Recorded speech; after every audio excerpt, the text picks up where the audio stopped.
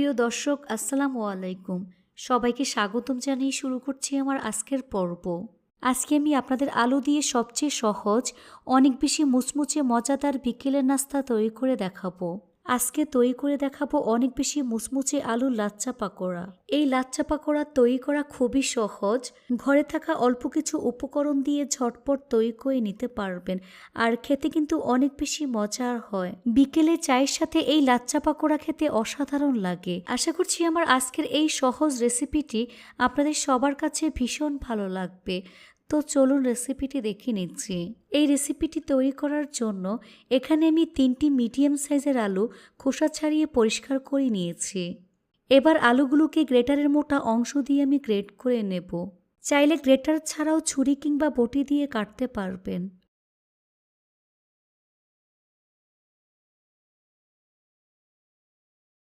এই তো 2টি আলু আমি গ্রেট করে নিয়েছি। এবার এর মধ্যে পরিমাণ মতো পানি দিয়ে দিচ্ছি। কয়েকবার পানি চেঞ্জ করে ধুয়ে পরিষ্কার করে নিতে হবে। এই লাচ্চা পাকোড়া অনেক বেশি মুচমুচে করার জন্য খুব ভালো করে ধুয়ে পরিষ্কার করে নিতে হবে। তো কয়েকবার পানি চেঞ্জ করে ধুয়ে পরিষ্কার করে পানি খুব ভালো করে ঝরিয়ে নিয়েছি, আর হাত দিয়ে চেপে আলু থেকে এক্সট্রা পানি আমি বের করে নিয়েছি। এবার এর মধ্যে 1/4 কাপ পরিমাণ ময়দা দিয়ে দিচ্ছি, সাথে 1/4 কাপ পরিমাণ কর্নফ্লাওয়ার দিয়ে দিচ্ছি। 2টি ছোট সাইজের পেঁয়াজ কুচি দিয়ে দিচ্ছি, 2 থেকে 3টি কাঁচামরিচ কুচি, 2 টেবিল চামচ পরিমাণ ধনিয়া পাতা কুচি। এবার দিয়ে দিচ্ছি স্বাদ মতো লবণ, 1/4 চা চামচ পরিমাণ কাশ্মীরি লাল মরিচের গুঁড়া, চাট মশলার গুঁড়া 1/2 চা চামচ পরিমাণ, ভাজা জিরার গুঁড়া 1/4 চা চামচ পরিমাণ, কালো গোলমরিচের গুঁড়া 1/4 চা চামচ পরিমাণ, ধনিয়ার গুঁড়া 1/4 চা চামচ পরিমাণ, আদার গুঁড়া 1/4 চা চামচ পরিমাণ। এবার সবকিছু একসাথে খুব ভালো করে মেখে নিচ্ছি।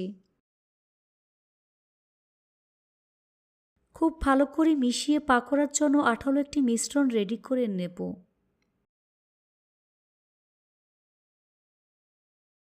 এই তো পাকোড়ার জন্য আঠালো একটি মিশ্রণ আমি রেডি করে নিয়েছি। এবার এখান থেকে অল্প পরিমাণ মিশ্রণ নিয়ে ছোট পাকোড়া শেপ দিয়ে দিচ্ছি। পাকোড়া ছোট এবং পাতলা করে তৈরি করলে অনেক বেশি মুচমুচে হবে। পাকোড়া ভাজার জন্য চুলে একটি ফ্রাই প্যান বসিয়ে পরিমাণ মতো সয়াবিন তেল দিয়ে তেলটাকে ভালো করে গরম করে নিয়েছি। এবার এখান থেকে অল্প পরিমাণ মিশ্রণ নিয়ে পাকোড়া শেপ দিয়ে গরম তেলে দিয়ে দিচ্ছি।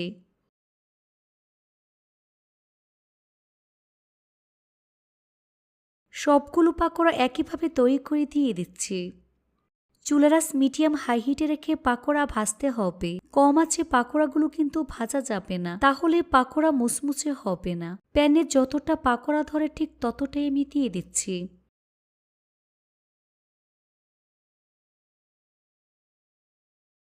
আর পাকোড়াগুলোকে চামচ দিয়ে একটু ছাড়িয়ে নিচ্ছি।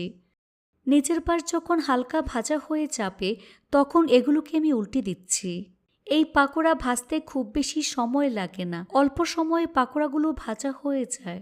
এভাবে কিছুক্ষণ পর পর উল্টে পাল্টে গোল্ডেন ব্রাউন কালার এবং ক্রিস্পি করে ভেজে নিতে হবে। এই তো পাকোড়াগুলো ভাজা হয়ে গিয়েছে, দেখুন খুব সুন্দর কালার চলে এসেছে। এবার তেল ছেঁকে নাস্তার প্লেটে নিয়ে নিচ্ছি, আর তেল খুব ভালো করে ঝরিয়ে নিতে হবে। দেখুন আমার আলুর লাচ্ছা পাকোড়া দেখতে মাশাআল্লাহ কতটা সুন্দর এবং কতটা লোভনীয় হয়েছে। এটা শুধু দেখতেই সুন্দর না, খেতে কিন্তু অনেক বেশি মজার হয়েছে। এই আলুর লাচ্ছা পাকোড়া অনেক বেশি ক্রিস্পি হয়েছে। এখন দেখিয়ে দিচ্ছি ঠিক কতটা মুচমুচে হয়েছে। বিকেলে চায়ের সাথে এই লাচ্ছা পাকোড়া জাস্ট জমে যাবে। এভাবে একবার হলেও তৈরি করে দেখবেন। এটা তৈরি করে খেলেই বুঝতে পারবেন ঠিক কতটা মজার। রেসিপিটি ভালো লাগলে অবশ্যই একটি লাইক দিয়ে দিবেন। ফ্রেন্ডস অ্যান্ড ফ্যামিলির সাথে বেশি করে শেয়ার করবেন, আর আমার চ্যানেলটি সাবস্ক্রাইব করার অনুরোধ রইল। সবাই অনেক বেশি ভালো থাকবেন। আল্লাহ হাফেজ।